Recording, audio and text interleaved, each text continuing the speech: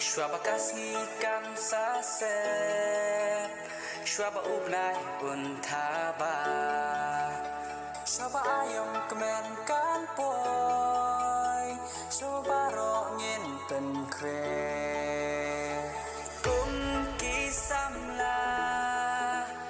iyalah kajing kemen,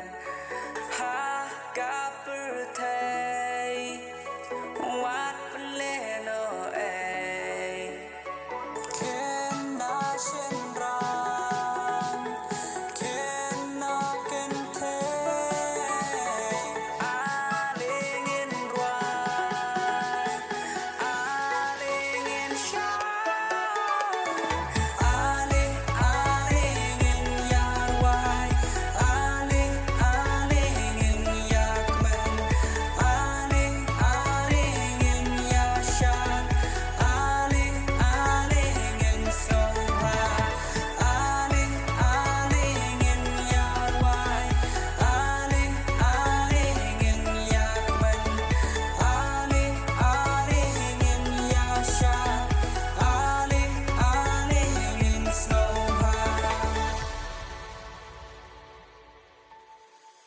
Makani ka pertai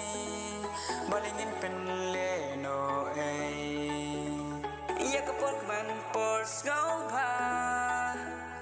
alingin man klam jing perwa she's in she's now